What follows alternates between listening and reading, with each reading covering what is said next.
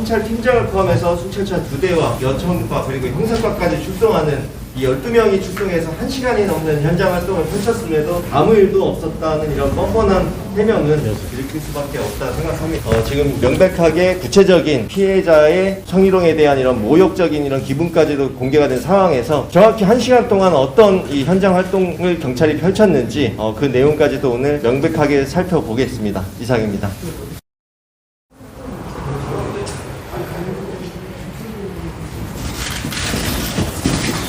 경찰의 조치 사항이라든지 성희롱 부분에 대한 사실 여부 확인 등을 요구를 했습니다. 근데 안타깝게도 대단히 유감스럽게도 경찰의 답변도 미흡하고 자료는 전혀 준비되어 있지 않았고 그래서 2시간 동안 사실상 기존에 밝혀진 진실보다 더 구체적이고 세부적인 국민들께서 의혹을 해소시킬 만한 내용을 밝혀내지 못했음을 말씀드립니다. 대단히 안타깝게 생각을 하고 저희들이 가장 강하게 요구했던 것은 당연히 112 신고의 내용이었습니다. 그래서 그 112 신고 녹취록의 공개를 요구를 했는데 개인정보 보호를 이유로 제출하지 못하겠다는 답변을 들었고 저희들이 강하게 요구를 하자 이제 검토해 보겠다는 답변을 들었습니다. 그리고 아울러 무선 출동 지령한 사항에 대한 자료도 저희들이 요구를 한 상황이고요. 두 가지는 이제 선거법 위반, 방역법 위반에 대해서는 조사를 하겠다.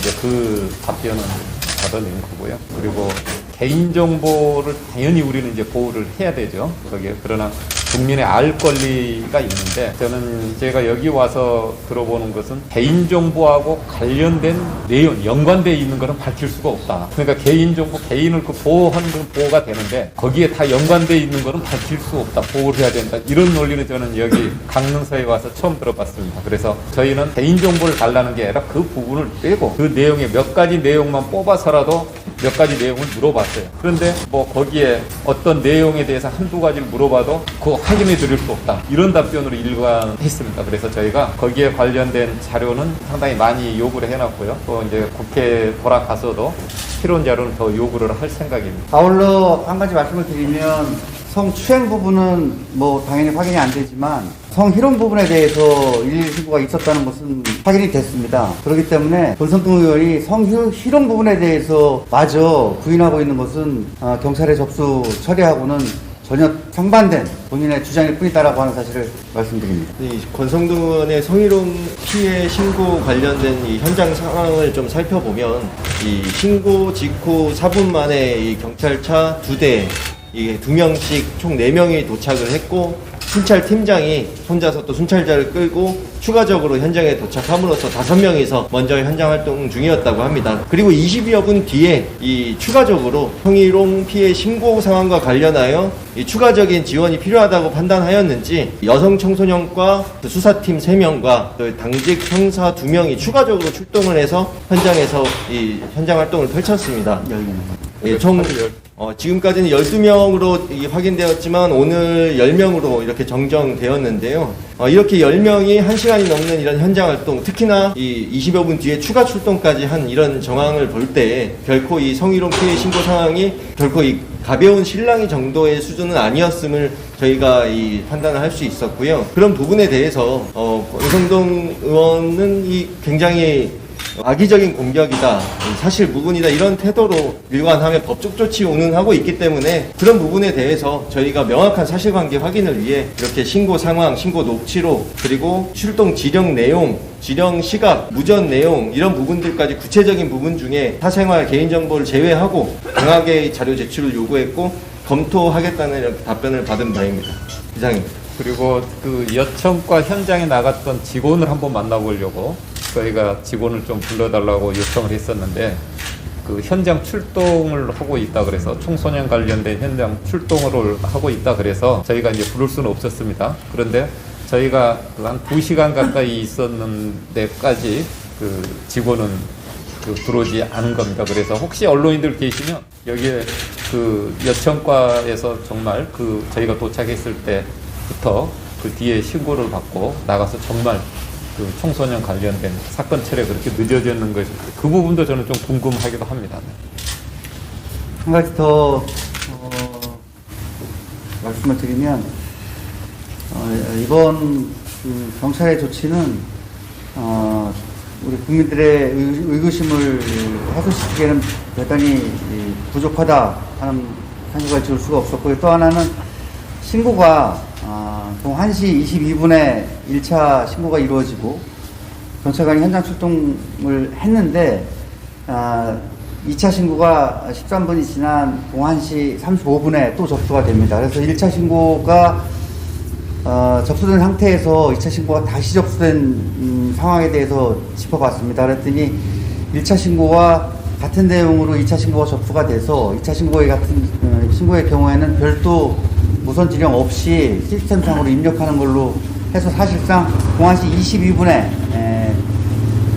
접수된 1차 신고로 경찰 조치가 이루어진 것으로 확인이 됐습니다. 다른 내용 예, 이상입니다. 궁금하신 게 있으시면 질문 있으십니까? 예, 뭐 질문 있으시면 답변 드리겠습니다. 질문 하나 드리겠습니다. MBC 강원영동 김영호 기자라고 하는데 신고자가 지금 신고 후에 추가적으로 왜 그 사건 하나가 진행이 안 됐는지 그 현장에서 이후에 왜 안 됐는지에 대해서 경찰에서 뭐라고 하는지. 그 부분에 대해서는 그 부분 확인을 했습니다. 그런데 경찰이 답변을 요지는 이렇습니다. 112 신고 조치 결과를 보면 아시다시피 지금 저희들에게 제출된 경찰의 조치 내용을 보시면 신고자는 상대방의 말을 듣고 모욕적이라며 신고를 한 것이며 사건 처리에 대해 생각을 한 번 더 해보겠다고 하므로 고소 절차 등 상담 안내후 종결 이렇게 되어 있습니다. 그래서 이 부분에 대해서 경찰에게 그러면 추후에 처벌 의사가 있는지를 확인해 줄 것을 저희들이 요구를 했습니다. 근데 경찰의 답변이 이렇습니다. 본인이 판단을 해서 고소 여부를 결정을 해야지 될 사안이지 경찰이 전화를 해서 고소 여부가 판단이 된다면 자칫 사건에 경찰이 직접적으로 관여하거나 개입하는 것으로 오해받을 소지가 있어서 그 이후에는 피해자에게 그 처벌 의사 내지는 고소 의사를 확인하지 못하고 있는 그런 상황이라고 설명을 들었습니다.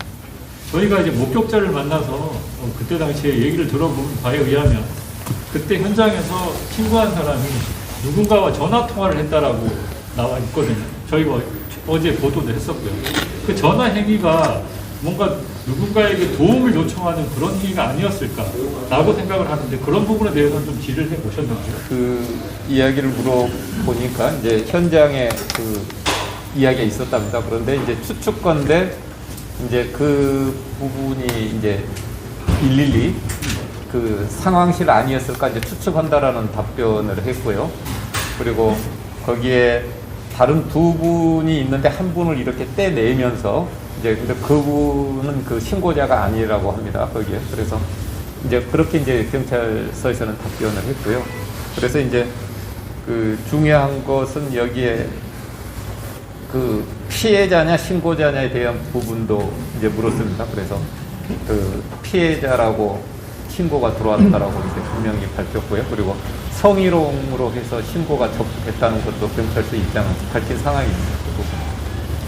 그래서 추가적으로 저희가 요구한 것은 성희롱이라고 하면 112 신고에 따르면은 처벌의사 여부가 신고자로 이렇게 이제 판단할 수 있게끔 신고가 되어져 있는데 성희롱의 피해자는 그 부인 아니겠습니까? 그래서 그 부인의 처벌의사가 현장에서 확인이 되느냐라는 답변에 대해서는 질문에 대해서는 별도로 처벌의사 구하지는 않았지만 현장 상황에서 자기 이제 신고자인 남편을 잡아 끌면서 이제 집에 가자. 그래서 그렇게만 반응을 보여서 경찰에서는 처벌 의사를 분명히 하지 않은 걸로 이렇게 판단을 했다는 취지의 답변을 했습니다.